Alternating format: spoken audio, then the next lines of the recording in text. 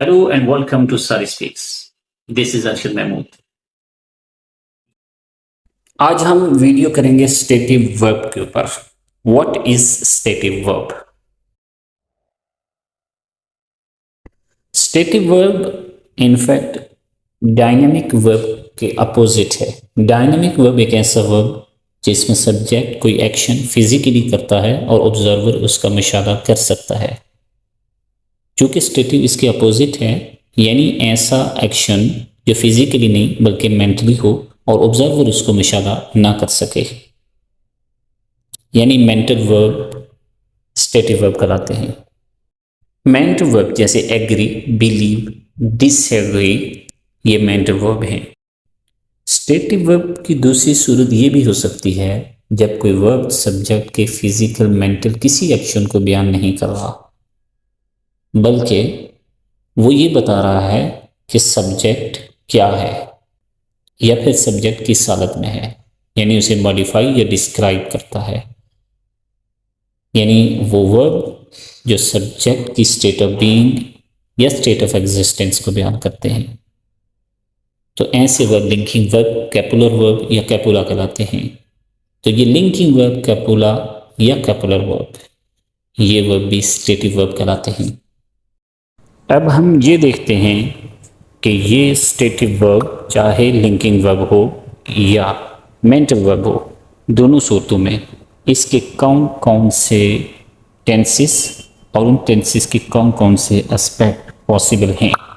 लेकिन mental verb या linking verb दोनों सूरतों में इनके तीनों टेंसेस पॉसिबल हैं, यानी प्रेजेंट, पास्ट और फ्यूचर तीनों टेंसेस में लिंकिंग वर्ब और मेंटल वर्ब आ सकते हैं. जबकि स्टेटिव वर्ब होने की वजह से इसके सिर्फ सिंपल और परफेक्ट एस्पेक्ट पॉसिबल हैं, जबकि कंटिन्यूस और परफेक्ट कंटिन्यूस एस्पेक्ट पॉसिबल नहीं होता. सो फर्स्ट ऑफ ऑल देखते हैं मेंटल वर्ब, इसके तीनों टेंसेस और एस्पेक्ट पर एक्सरसाइज.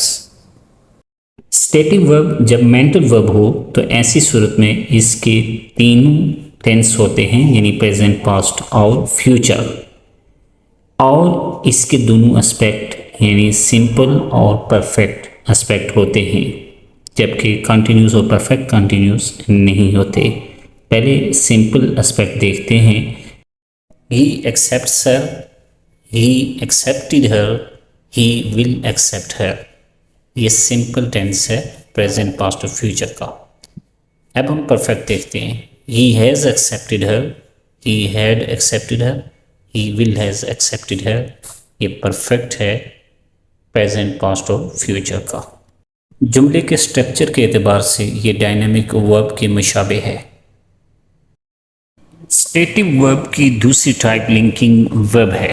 लिंकिंग वर्ब ऐसे वर्ब जो सब्जेक्ट और सब्जेक्ट कंप्लीमेंट को लिंक करवाते हैं, यानी इन दोनों के दरमियान में आते हैं. इन्हें कैपुलर वर्ब या कैपुलरी कहते हैं. ये हैं लिंकिंग वर्ब जो कि टू बी फॉर्म में आते हैं. Is, am, are, was, were, be, being, been. जबकि दूसरे है सेंसरी वर्ब, यानी verb of senses, smell, look, hear, feel, taste, जब रेफर किए जा रहे हों स्टेट ऑफ बीइंग या स्टेट ऑफ एग्जिस्टेंस की तरफ. तीसरा है मॉडल वर्ब प्लस भी, जब रेफर किए जा रहे हों स्टेट ऑफ बीइंग या स्टेट ऑफ एग्जिस्टेंस की तरफ. और चौथा modal verb plus have been, जब रेफर करें किसी स्टेट ऑफ बीइंग या स्टेट ऑफ एग्जिस्टेंस की तरफ. अगर इन वर्ब्स के बाद कोई एक्टिविटी मेंशन हो, यानी रेफर किए जा रहे हो किसी एक्टिविटी को, तो ऐसी सूरत में ये लिंकिंग वर्ब नहीं रहेंगे.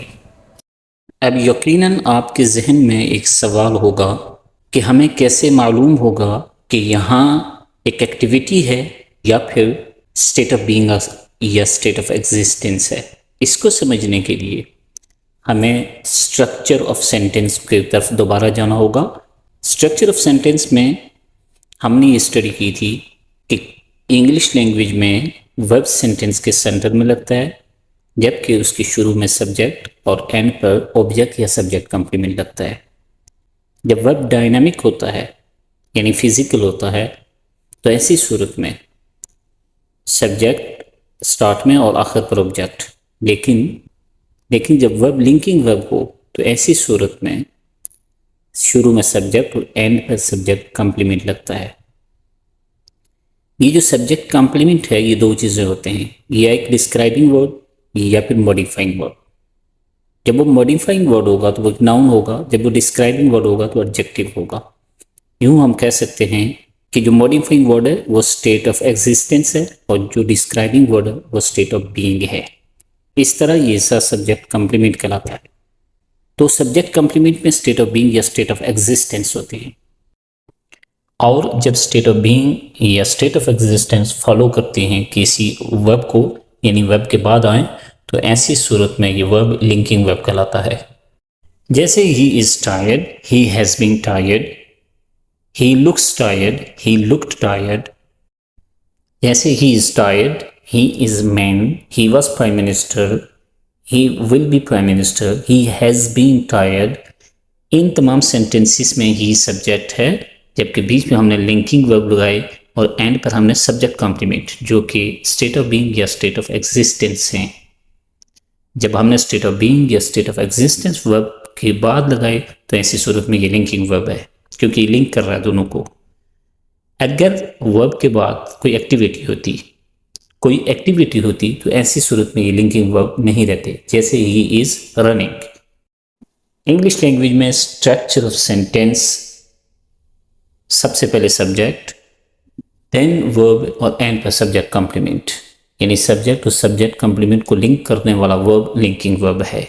जबकि उर्दू लैंग्वेज के अंदर जब हम सेंटेंस को देखें तो सब्जेक्ट पहले आता है, उसके बाद सब्जेक्ट कॉम्प्लीमेंट, और ये सब्जेक्ट कॉम्प्लीमेंट कोई स्टेट ऑफ बीइंग यानी एडजेक्टिव या फिर स्टेट ऑफ एग्जिस्टेंस यानी नाउन आ सकता है सेंटेंस में दूसरे नंबर पर, और आखिर पर वर्ब आता है। लिंकिंग वर्ब भी बाकी वर्ब यानी फिजिकल और मेंटल वर्ब की तरह उर्दू जुमले में आखिर में आता है, और यहाँ भी ये 3 हिस्सों में आएगा। पहला हिस्सा इसका लिंकिंग वर्ब का, और दूसरा हिस्सा इसका एस्पेक्ट, और तीसरा ज़माने को बताएगा। अब हम देखते हैं इसके ज़माने और एस्पेक्ट को। लिंकिंग वर्ब भी जब किसी सेंटेंस में आएगा तो टेंस के अतबार से वो किसी एक ज़माने में लाजमन होगा, और वो तीनों में बदल भी सकता है, यानी प्रेजेंट, पास्ट और फ्यूचर में। एस्पेक्ट के अतबार से इसके 2 एस्पेक्ट होते हैं। चूँकि लिंकिंग वर्ब एक स्टेटिव वर्ब है, और स्टेटिव वर्ब के 2 एस्पेक्ट होते हैं, सिंपल और परफेक्ट, यानी कंटिन्यूस और परफेक्ट कंटिन्यूस एस्पेक्ट इसका भी नहीं होता। आप तीनों ज़माने देख सकते हैं और इसके दोनों एस्पेक्ट। जैसे सिंपल में इट टर्न्स वाइट, पास्ट है it turned white, future it will turn white. इसी तरह परफेक्ट में देखें it has turn white, it had turn white, it will has turn white.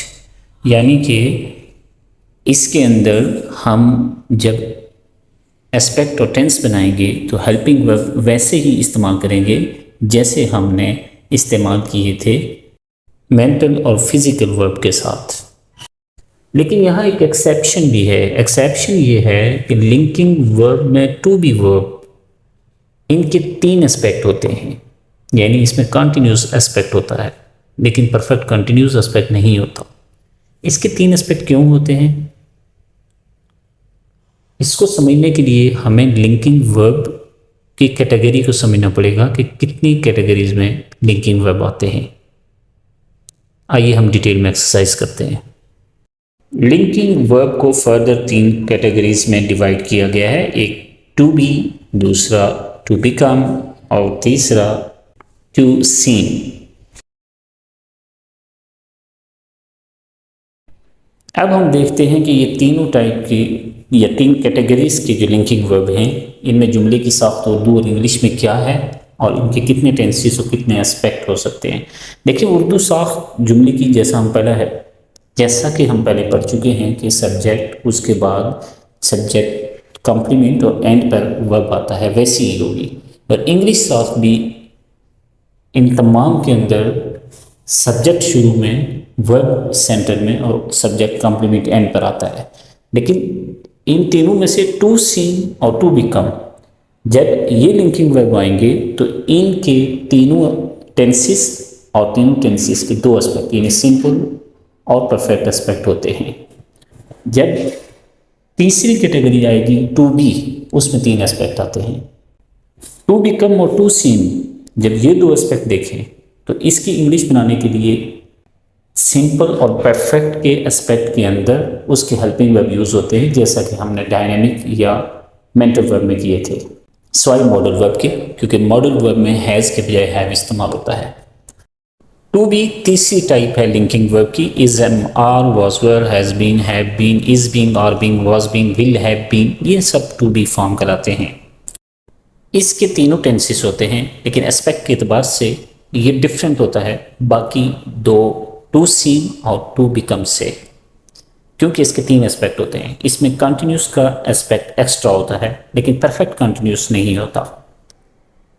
तो आइए हम तीनों टेंसेस, उनके तीनों एस्पेक्ट्स, इस पर मुश्तमिल हम टेबल देखते हैं, जिसके अंदर हम linking verb to be form को देखेंगे। He is tired, he was tired, he will be tired. Continues. He is being tired, he was being tired. और फ्यूचर का कंटिन्यूस एस्पेक्ट नहीं होता। He has been tired, he had been tired, he will have been tired.